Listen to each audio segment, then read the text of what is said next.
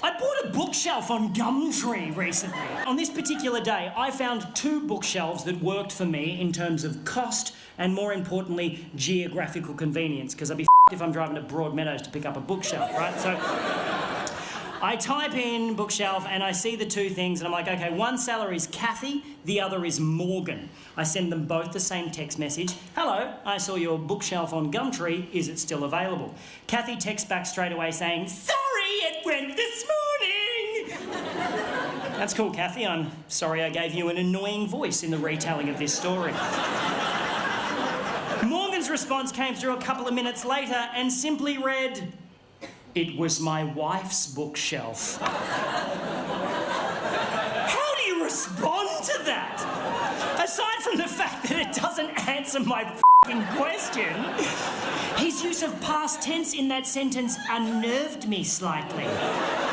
I'm like, oh, I should probably just find another bookshelf. And then I noticed he lived in the suburb next to me, so I replied, is it still available?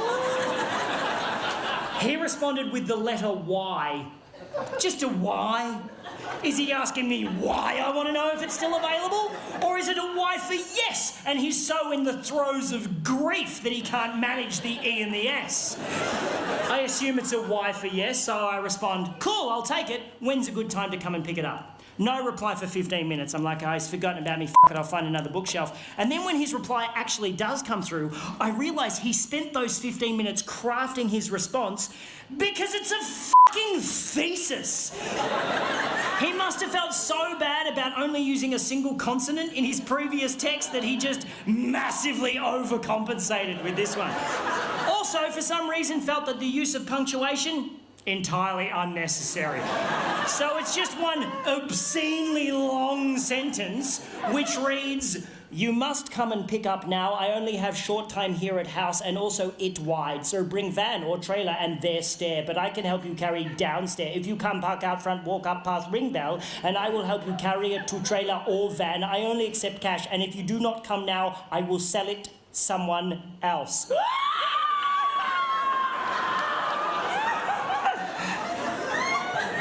Again, I'm thinking, oh, I should just find another bookshelf at this point. But now I am fascinated by Morgan and I simply must meet the man. So I drive over to his house. Oh, before I left, I sent him a message saying, cool, I'll be there in 10 minutes. He replied, okay, but spelled it O-K-A-Y, which just fascinated me more that he'll use 4 letters to spell a 2-letter word, but only 1 letter to spell a 3-letter word. Morgan is off the f***ing chain!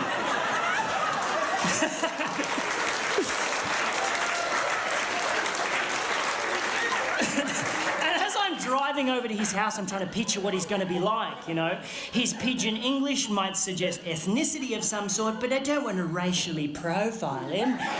Maybe he's an old man who recently lost his wife and is not that very good at texting. Or maybe, and I'm really hoping this is the case, Morgan is just batshit crazy. So I get to his house and I go up to I park out front, walk up past ring bell, and and then the door opens and I am thoroughly disappointed. Before me stands an average Caucasian male in his mid-30s, dressed casually, hipster chic, stubble, glasses with designer frames, expensive watch. I immediately think architect, but the house is too cheesy for that. It's like a double-storey doll's house with bay windows. But definitely a designer of some kind, maybe a graphic designer. He's too skinny for manual labour. He's too hip for the public sector. But this can't be Morgan. Because Morgan's text messages would suggest that he's not that technically savvy. And then the man standing in front of me says, hello, my name's Morgan. And the plot thickens! He invites me in, shakes my hand, closes the door, and 20 minutes later, I will be witnessing Morgan perform some of the most aggressive acts of violence I've ever seen in my life. And I will be speeding away in my car, bleeding from the face.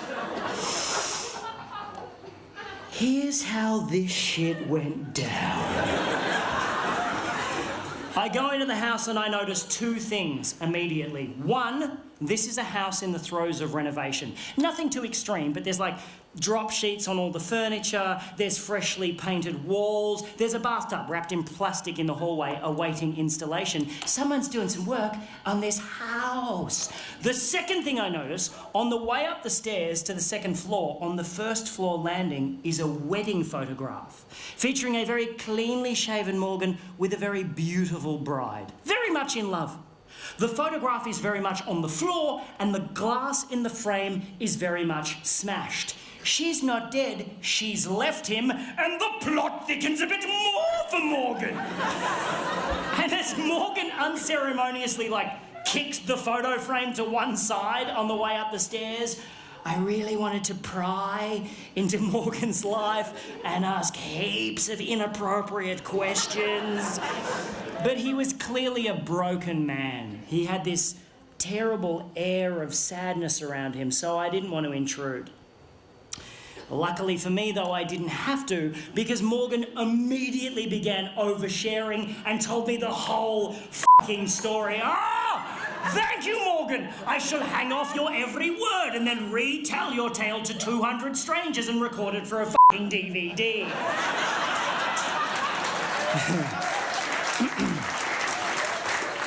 He is a graphic designer, yes, and he's really good at it. He does massive rebranding campaigns for large corporations. He gets flown all over the world doing this shit, right? About 4 years ago, a woman hired Morgan to rebrand her florist business, and he did such a great job, she married him. And he thought everything was just fine, until about 3 months ago. Morgan had to do a presentation in Sydney, right? But he was on his way home from overseas and he got stuck in Dubai due to a flight cancellation. So rather than cancel the meeting, Morgan suggested to these businessmen in Sydney that they do a Skype chat because he's so technologically savvy despite his fucking baffling text message style. So Morgan checks into a hotel, cracks open his laptop and starts Skyping with this room full of businessmen in Sydney who are all watching Morgan on a massive screen on their boardroom wall, right? And everything's going great. Morgan is totally nailing it until about halfway through, he realises that a file he wants to show these dudes is on the desktop of his home computer back in his home office in Melbourne. And he decides to live share the desktop of his home computer on the Skype chat. He knows how to do that. He can control his computer remotely from anywhere in the world. It's not particularly new technology, but Morgan makes it sound so impressive.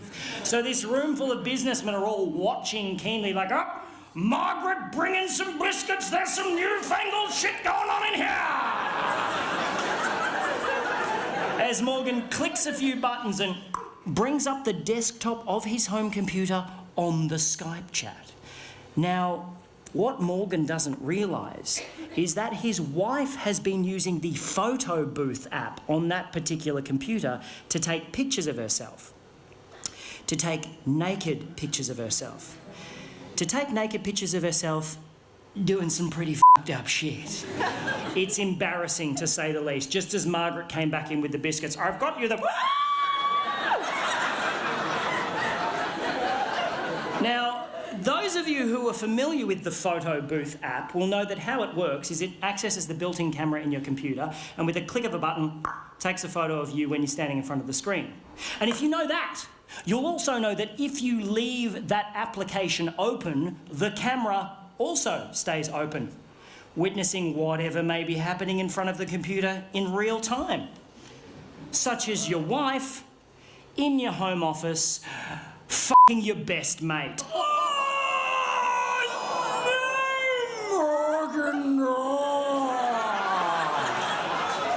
Morgan then goes on to tell me she's keeping the house, his former best mate is moving in, and while they're out for the day happily shopping for fittings, Morgan must suffer the indignity of moving his shit out and selling the stuff they don't want on Gumtree to this guy. It's at this point of the story that Morgan starts crying. He breaks down, and I do not blame the man. It's fucking horrible, and I just want to give him a big hug and say, everything's going to be all right, Morgan. But I am holding the full weight of a bookshelf halfway down a set of stairs, and Morgan is the only thing stopping that bookshelf from caving my face in. I was like, Morgan!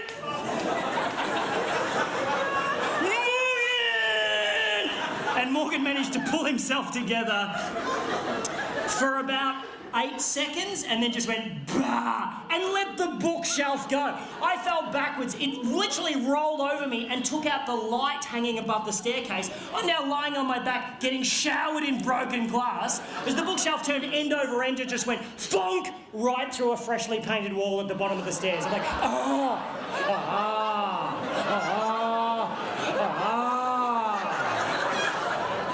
I got a tiny cut on my forehead which is just pissing blood for some reason. Apart from that, I'm fine. Morgan, however, he's not fine. Morgan is the opposite of fine. Something happened when the bookshelf lodged itself in the wall and his sadness just went away in a second and he started pissing himself laughing. Hysterical. And he had the creepiest laugh I've ever heard in my life. I'm standing going, this is weird, and he's going like some sort of demonically possessed baritone kookaburra. He's like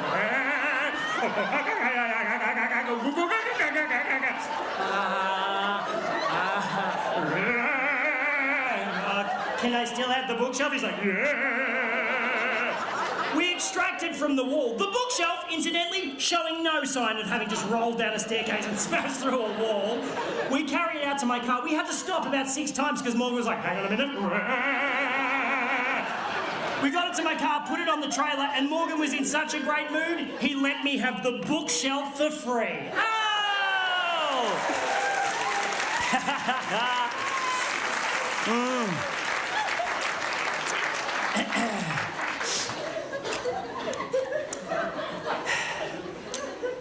And that's where the story should end. But there was something about the bookshelf going through the wall that flipped a fucking switch in Morgan's head, and he is now hungry for more destruction. So as I started tying the bookshelf down to my trailer, Morgan just strolls over to like an upright mailbox on the front lawn and just starts trying to wrench it out of the ground, just really putting his back into it. Like, I'm like, you okay, buddy? He's like, yep. He pulls it out of the ground, whereupon he wields it like a fucking battle axe and just starts smashing up the front garden, just beheading the daisies, fucking up the lavender. I'm like, oh, hey, Morgan, maybe you want to stop and think about that. And he wheeled around and looked at me like Jack Nicholson chasing Shelley Duvall up the stairs in The Shining and said, why don't you mind your own fucking business? Yep, cool, man. Yep. Now, I like tying knots. I'm quite good at tying knots. If I tie something down, I take my time because I want it to stay there. But as Morgan nonchalantly strolled up the driveway, rolled up the garage door, and put the mailbox through the windscreen of an Audi, I must admit, I kind of rushed my knot tying job. I got in the car, I'm about to drive off. I'm like looking at the house going, I'm sure he'll be fine. And then an armchair smashed out of an upstairs window and just went doink, doink, doink, doink down the front lawn. I was like, what's my duty of care in this situation? I didn't want to call the cops on him. I didn't want him to trash the house. I'm like, I'm going to have to talk to Morgan. So I got out, I walked up the driveway, shitting myself. You know when someone does something really violent and you're just like, we're not supposed to do shit like that. Yucky, just yucky feeling in my tum-tum. And I'm standing there in the garage, and there's like an adjoining door in the garage that leads into the house. I can see in through the door into the house, up the staircase. It's like a wooden staircase, and I'm standing in the garage just going,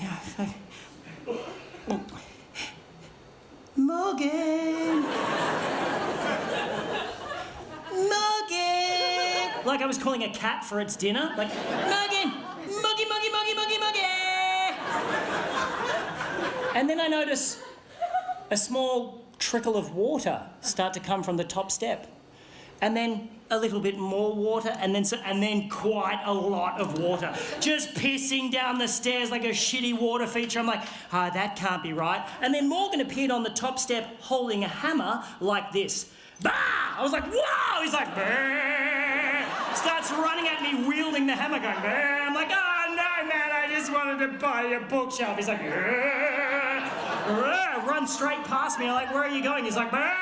Made a beeline for my car. I'm like, no, man, stop. He's like, "Brrr. Stop it, just stop." He spins around and goes, I just checked my phone. She texted me 15 minutes ago saying she'll be here in 15 minutes. We gotta go! And gets into my car.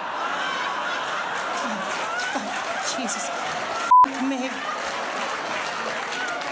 I run down the lawn, get in the driver's seat. I'm like, what was with the water? He goes, oh, I put plugs in all of the sinks and turned all the taps on. I'm like, oh, that's f***ed. He's like, just drive. I was like, nah.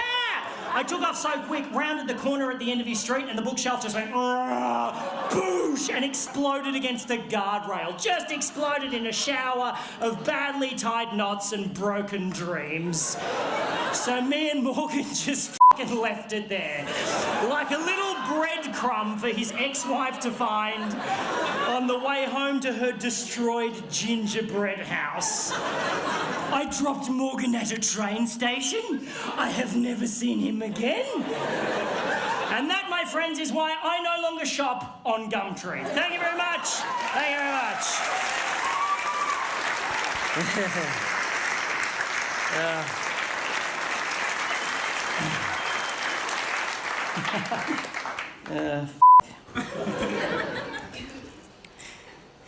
You know my favourite bit of that story? I just made it up. Yeah, it's not true. There is no Morgan. It's very unsatisfying, isn't it? But I saw him in my head. I saw Morgan in my head.